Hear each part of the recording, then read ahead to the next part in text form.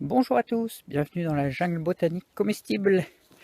Alors vous voyez aujourd'hui il fait beau, on est mi-septembre, mi-décembre et j'en profite pour faire quelques petits travaux au soleil parce que j'ai plein de zones à l'ombre en ce moment.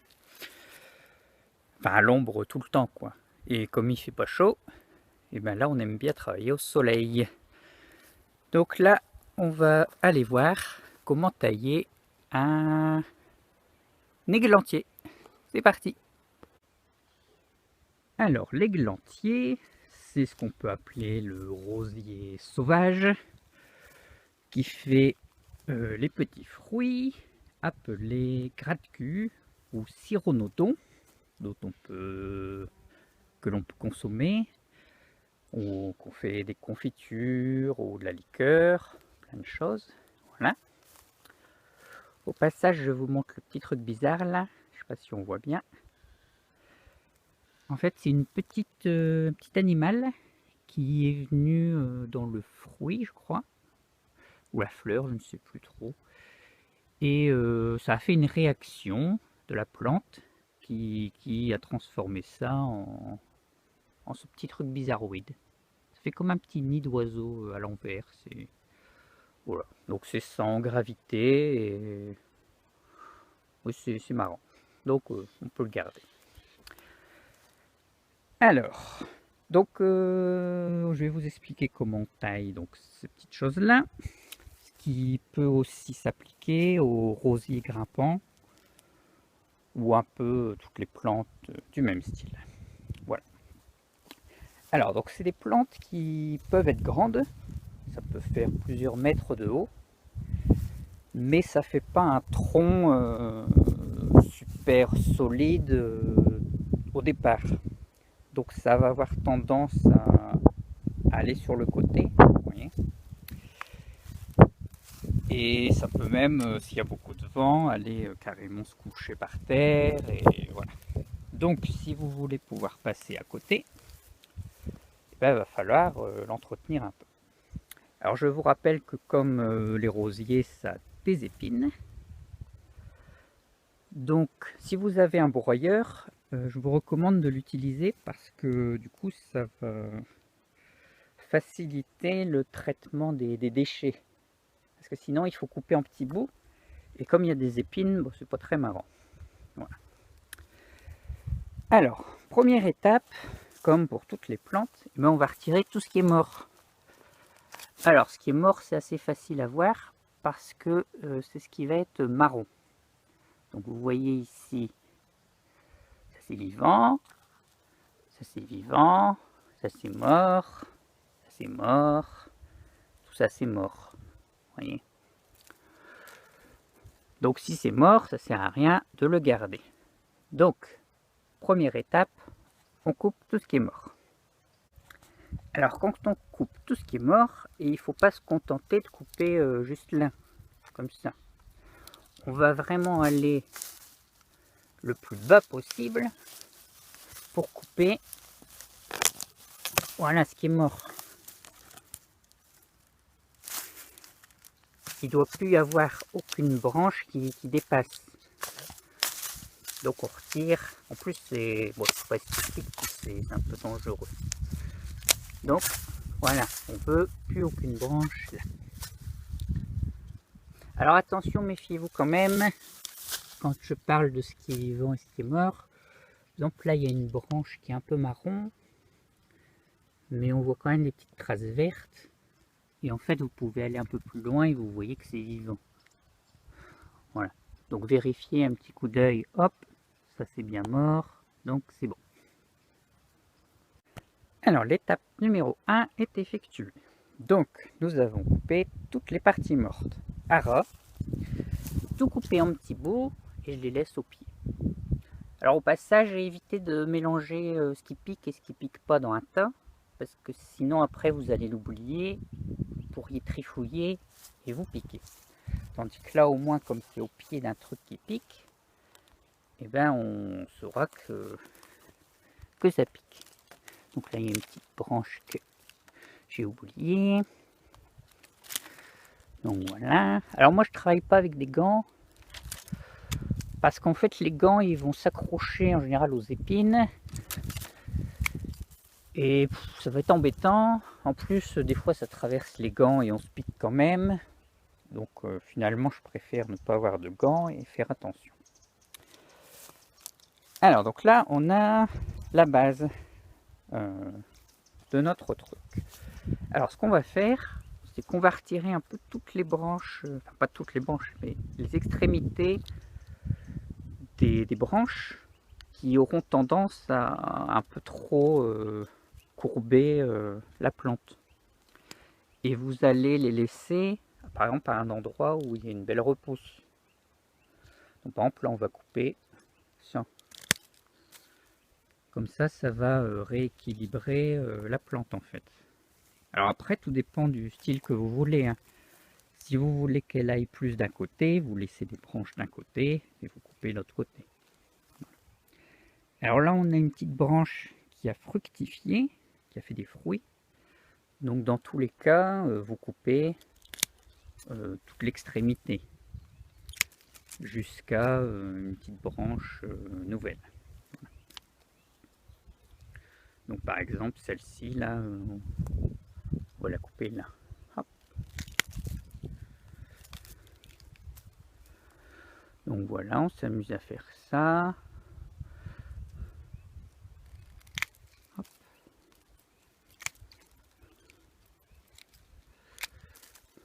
Donc voilà, on coupe toutes les extrémités. Ensuite, les branches qui font un peu des trucs bizarres, bah, vous voyez si vous aimez, si ça va dans une direction que vous voulez ou pas. Voilà. Donc après, vous pouvez vous laisser un peu de fruits pour la déco ou pour les animaux. Bon, enfin, ils peuvent les manger par terre aussi, hein. Voilà. Alors là, par exemple, on a une grosse branche que j'ai déjà commencé à couper. Et donc, j'ai coupé l'extrémité là.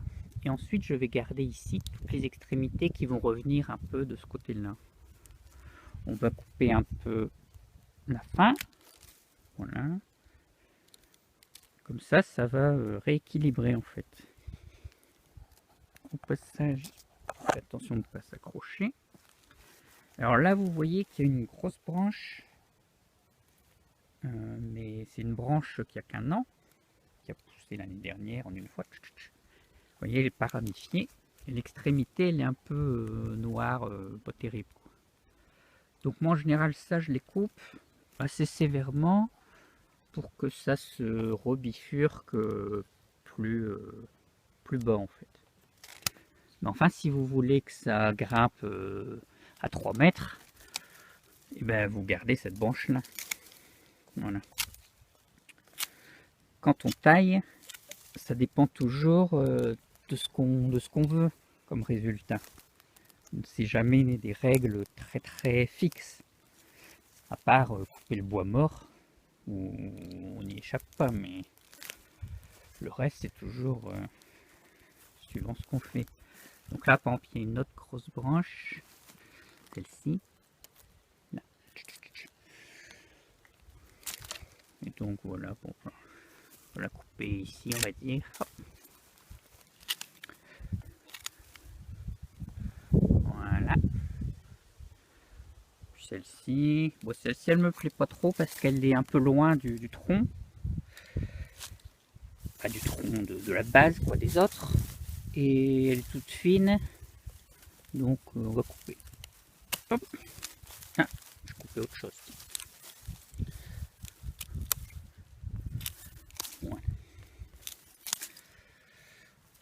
Voilà. Alors ça, on va voir si ça peut pas aller de ce côté-ci. Alors vous voyez, c'est pas vraiment une plante grimpante, le rosier. Le rosier grimpant. Bon, on va dire que si alors. Parce qu'en fait, ça a une caractéristique qui lui permet de grimper. Enfin, c'est pas vraiment de grimper, mais c'est de s'accrocher. En fait, ces épines, c'est aussi pour se défendre, tout ça.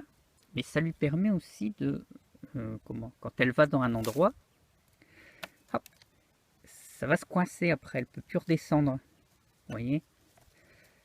Et donc voilà, c'est un système pour grimper en fait. Ou pour ne pas tomber. Mais bon, ça revient un peu au même. Voilà. Donc voilà, maintenant on en est là. On a la base. Là, vous voyez, ça part ici, mais ça ne me dérange pas pour passer. Là, on a une branche qui part un peu trop loin. On va la couper. Hop. Celle-ci aussi, trop loin. Hop. Là. Hop.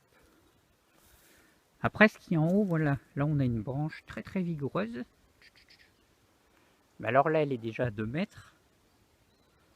Donc, bah voilà, suivant ce que vous voulez faire, vous la gardez ou non.